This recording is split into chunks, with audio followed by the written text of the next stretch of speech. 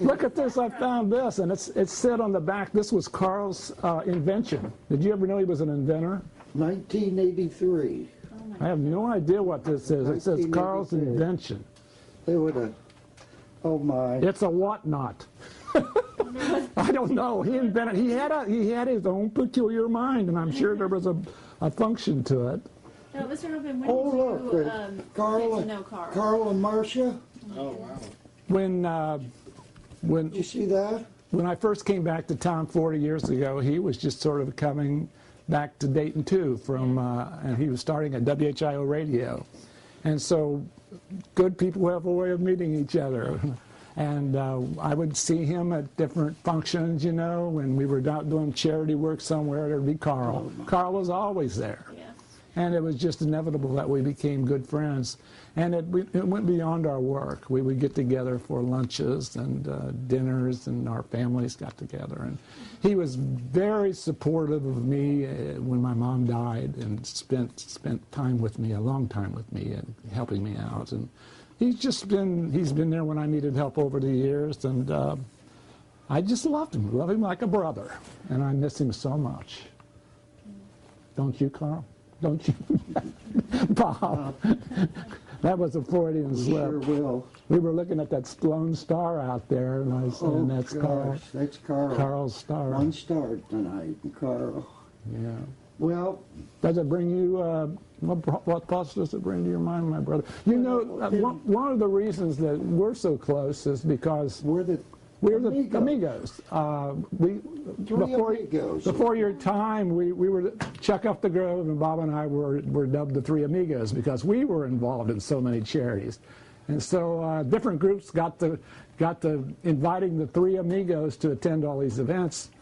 And one day Carl says, "Well, I wish I could join your group." And Bobby, I think, said, "You're a member. You're always there too." You're a member. So we grew to the Four Amigos, and we became sort of billed as the Four Amigos. And if you had the four of us at an event representing different stations in the newspaper, it was always a success. With four of us there. Well, there'd be a few of us there, but we'd always bill it as the Four Amigos. And I think of... Look how handsome he was. He was the most handsome man. Good Lord. kind of... Loved him so much. And later, after he battled these things, on several occasions, he would always be there. He never gave an excuse that he couldn't go. He came in his wheelchair. And they'd come pushing him across the field or the parking lot of ED in his wheelchair. And he would be there. The only time I ever saw him cry was a year ago when he was inducted into the Walk of Fame, and his wife collapsed and died during the night. Yeah. And I called him and I said, certainly you're not going to go to this Walk of Fame. We can have a little ceremony for you later. He says, nope, I'm going to be there. And he says, I'm going to dedicate it in memory of my Donna. And he was there, and during the ceremony, if you saw the films on Channel 2, then you saw that he broke down and was crying and was kissing the picture of him and Donna.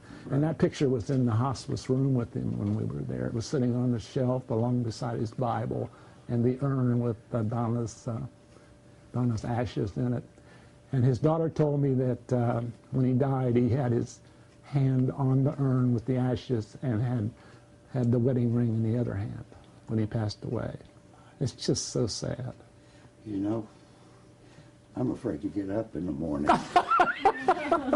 Well, listen, I'm the old guy. Well, we're all about the same age, and it certainly does bring into the perspective into your life. I'll be 75 in January in a few short weeks, and it brings into your life the whole specter of we're all human, and so we should take each day like Carl did and make it a great one and do something positive. Oh, yeah. And so that our legacy can be as good as our friend's was. And we were helping out with a Hall of Fame. And Carl was supposed to be a part of it.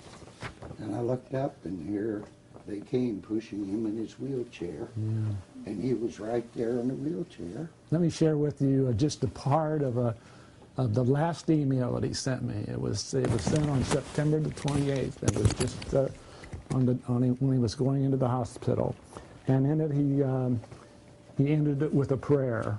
And his last prayer is this: "May today be all you need it to be. May God manifest himself today in ways you have never experienced. May your joys be fulfilled, your dreams be closer, and your prayers be answered." That's Carl's legacy to all of us. That's beautiful. What more? What more? We'll miss you, man. Miss you with all our hearts. And Holly, what?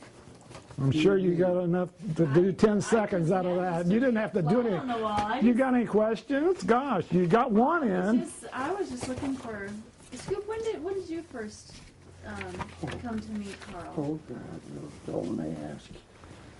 I knew him when he was at 22, and then he came to our station. And as I said earlier, he would easy as a cameraman to work for. Always knew what he wanted. He'd waltz right on through. He always knew the good questions. He got what he wanted and said, "See you later, Scoop." And he'd head back to the station. Now, what year was that, do you think? Oh gosh, don't ask. Back in the 60s? I think about 68 or 69 probably was when he started. He started in WHIO radio and WING radio, and then he moved to 22, and then he went back to channel 7, and then he went to 2 and was there for a long time, and then he wound up at the end back at 22 and 45. So he's the only broadcaster in the history of Dayton who worked at all 5 stations and 2 radio stations. He's the only broadcaster, and he's the only broadcaster to have 7 Emmys.